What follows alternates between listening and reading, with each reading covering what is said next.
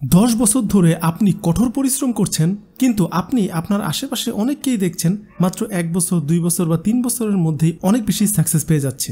এখন কথা হলো আপনার আর ওই লোকের মধ্যে সমস্যাটা কোথায়? সমস্যাটি হলো আপনি শুধুমাত্র কঠোর পরিশ্রম করে যাচ্ছেন, আর সেই ব্যক্তি কষ্ট প্লাস স্ট্র্যাটেজি প্লাস ইনভেস্টমেন্ট এই তিনটি মিলে সত্যিকারের অর্থনৈতিক স্বাধীনতা লাভ করছে। এখন আপনার মধ্যে কোন দুইটা জিনিস নেই? সেটি হচ্ছে স্ট্র্যাটেজি এবং সঠিক ইনভেস্টমেন্ট, যেই দুইটা আপনি করছেন না। আমি আরও একটা খুবই জনপ্রিয় জাপানি একটা ছোট স্টোরি দিয়ে বিষয়টি আপনাকে আরেকটু ক্লিয়ারলি মাথায় ঢুকিয়ে দিতে চাই। সেটি হচ্ছে আপনাকে এবং আরেক ব্যক্তিকে 2টা ভোতা কুড়াল দেওয়া হলো 2টি গাছ কাটার জন্য। এখন আপনি যেটি করলেন সেই ভোতা কুড়ালটি নিয়ে গাছ কাটা শুরু করে দিয়েছেন, আর অন্য ব্যক্তি সেই ভোতা কুড়ালটিকে নিয়ে কোনো একটা জায়গায় গিয়ে সে 2 ঘন্টা ধরে ধার দেওয়ার চেষ্টা করলো। এরপর 2 ঘন্টা পর এসে সেই ব্যক্তি সেই গাছটিকে পরবর্তী 2 ঘন্টার মধ্যে কেটে ফেললো, কিন্তু আপনি সেই 4 ঘন্টা ধরে গাছ কাটছেন, গাছ আর কাটা হচ্ছে না। সো এই বিষয়টি আমরা করে যাচ্ছি, আমরা শুধুমাত্র পরিশ্রমই করছি, কোনো প্রকার স্ট্র্যাটেজি মানছি না। এই ভিডিওতে আমি আপনাদের 4টা এমনই জাপানি স্ট্র্যাটেজি শেয়ার করব, মানে কৌশল শেয়ার করব। এই 4টি কৌশল জানার পর আপনাকে আর হয়তোবা পেছনে ফিরে তাকাতে হবে না, বা আপনি যে এই যে কঠোর পরিশ্রম করছেন সেই কঠোর পরিশ্রমকে কিভাবে স্মার্ট পরিশ্রমে পরিবর্তন করা যায় সেই বিষয়টিও আপনি ক্লিয়ারলি বুঝতে পারবেন। সো ভিডিওটি খুবই গুরুত্বপূর্ণ, একটু মনোযোগ দিয়ে দেখার চেষ্টা করুন। সবার প্রথম লেসনটি হলো কাইজেন লেসন।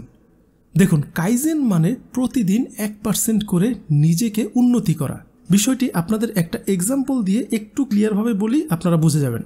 আচ্ছা, আপনাকে যদি বলা হয় একটা 5তলা বিল্ডিংকে আপনাকে একাই পুরো বিল্ডিংটাকে ভাঙতে হবে।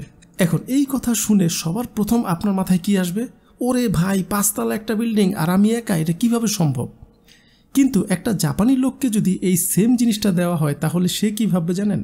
সে ভাববে আমি প্রতিদিন 2 থেকে 3 ঘন্টা কাজ করব। এই 2-3 ঘন্টায় আমি একটা দেয়াল বা 2টা দেয়াল বা ছাদের কোনো একটা অংশ প্রতিদিন একটু একটু করে ভাঙব। 1 থেকে 2 মাস 3 মাস বিল্ডিংটা কমপ্লিট হয়ে যাবে।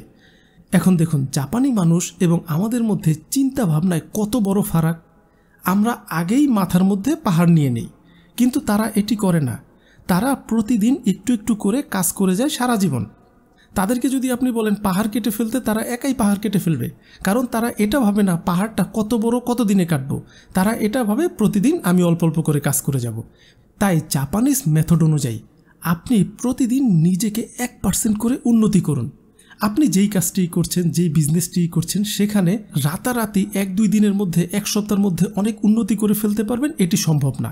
আপনি প্রতিদিন 1% করে আপনার বিজনেসকে একটু একটু করে উন্নতি করুন, একটু একটু করে ইনকাম বাড়ান, নিজের বাজে হ্যাবিটগুলোকে একটু একটু করে 1% করে প্রতিদিন উন্নতি করার চেষ্টা করুন। দেখবেন লাইফে আপনি কোথাও ঠেকবেন না। আবার আপনি যদি প্রতিদিন 100 টাকা করে জমান, মাসে 3000 টাকা হবে, বছরে অনেক টাকা হবে। টাকা জমানোর ক্ষেত্রে, টাকা ইনভেস্ট করার ক্ষেত্রেও এই কাইজেন মেথড খুব ভালো কাজ করে। সো জাপানি এই কথাটা মাথায় ফিক্স করে রাখুন, ছোট কিন্তু ধারাবাহিক পরিবর্তনই বড় সাফল্যের জন্ম দেয়। এরপরের লেসনটি হচ্ছে ইকিগাই। ইকিগাই আপনারা অনেকেই শুনেছেন, এটা অনেক বিখ্যাত একটা মেথড। বাংলায় করলে যেটি হয়, কাজ এবং আয়ের মাঝে মানসিক শান্তি তৈরি করা। দেখুন, আমাদের দেশগুলোতে খেয়াল করলে দেখবেন আমি সিভিল ইঞ্জিনিয়ারিং পড়েছি, কিন্তু আমি মার্কেটে শোরুম দিয়ে বিজনেস করছি। আবার আমার মনের মধ্যে বিজনেস করার খুব ইচ্ছা, কিন্তু আমি ব্যাংকার হয়ে গিয়েছি। মানে আমাদের দেশগুলোতে মানুষ যেটা চায়, যেটা তার মন থেকে আসে, যেটা তার ব্রেন অটোমেটিক চিন্তা করে, সেই কাজটা আমরা না করে অন্য কাজে শিফট হয়ে যাই। অনেকটা বিপদে পড়েই শিফট হতে হয়। আর এই জিনিসটা জাপানিরা কখনোই করে না। তারা এমন কোনো একটা কাজ খুঁজে বের করে যেটাকে তারা আসলেই মন থেকে ভালোবাসে, যেটির মার্কেটে দরকার এবং যেটিতে সেই ব্যক্তি নিজেও দক্ষ এবং সেটা থেকে তার আয়ও হবে। এই রকম একটা কাজ তারা খুঁজে বের করে এবং সেই কাজটি সারা জীবন ধরে করে যায়। জাপানি মানুষরা প্রায় 100 বছরের কাছাকাছি এবং কিছু কিছু শহরে সবাই 100 বছরের উপরে বাঁচে। এই যে এত বছর বাঁচে, এটির সবচেয়ে বড় প্রধান কারণ হচ্ছে তারা আয়ের উৎসটাকে এমন একটা উৎস খুঁজে বের করে যেটাকে তারা আসলেই ভালোবাসে। মানে এই ইকিগাই মেথডটাকে তারা কাজে লাগায়। তারা তখন কাজটাকে কাজ মনে করে না, ভালোবাসার জিনিস মনে করে।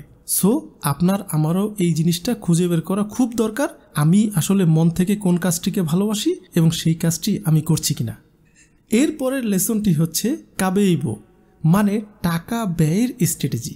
দেখুন, আপনি যদি 1 লক্ষ লোককে টাকা আয়ের স্ট্র্যাটেজি সম্পর্কে বলতে বলেন বা শুনেছে কিনা জিজ্ঞাসা করেন, তারা সবাই বলবে হ্যাঁ ভাই জানি। বাট 1 লক্ষ লোককে যদি আপনি এটি জিজ্ঞাসা করেন ভাই টাকা ব্যয়ের স্ট্র্যাটেজি কি, ম্যাক্সিমাম মানুষই এই জিনিসটা জানেও না, অ্যান্সারও দিতে পারবে না, বা দিলেও সেটি খুব একটা ভ্যালিড হবে না। বাট জাপানে এটা খুবই পপুলার একটা মেথড।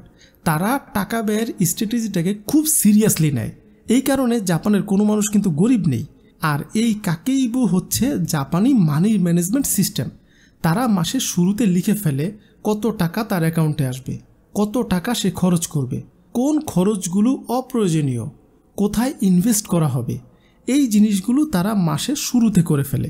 এর ফলে তাদের যেটি হয়, তাদের শুধু ইনকামই বাড়ে না, খরচ নিয়ন্ত্রণ করে সেভও করতে পারে এবং সেই টাকা দিয়ে পরবর্তীতে অ্যাসেট তৈরি করতে পারে।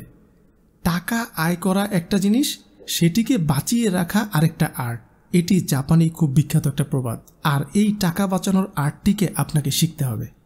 এরপরের লেসনটি হচ্ছে অটোমেশন বা সিস্টেম থিঙ্কিং।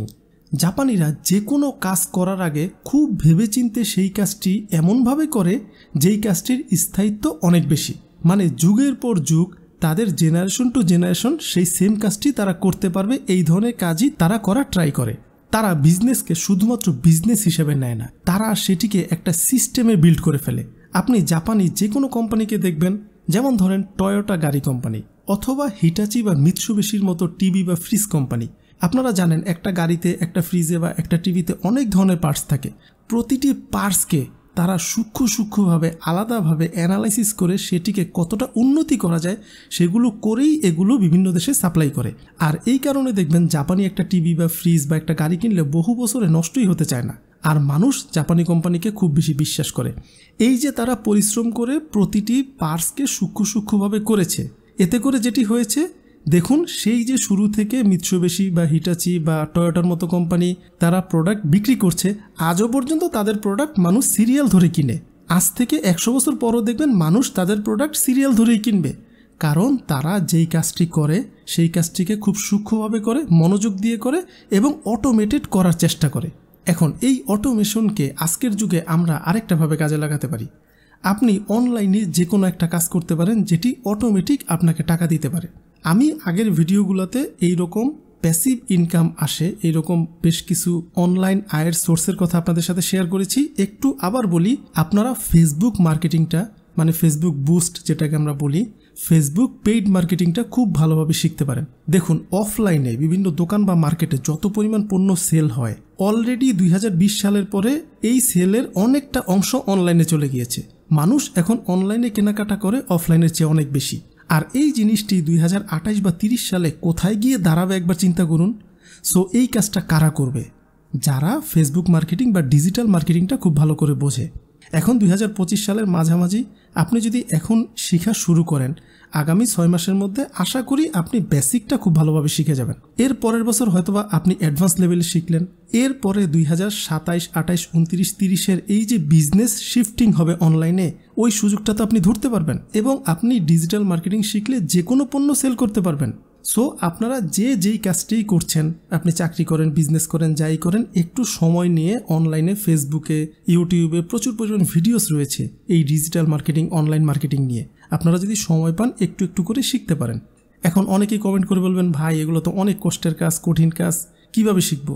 আপনি যদি এই কমেন্টটি করেন তাহলে আপনার অবস্থা সেই বিল্ডিংয়ের মতো, আপনি পুরো বিল্ডিং মাথায় নিয়ে নিয়েছেন।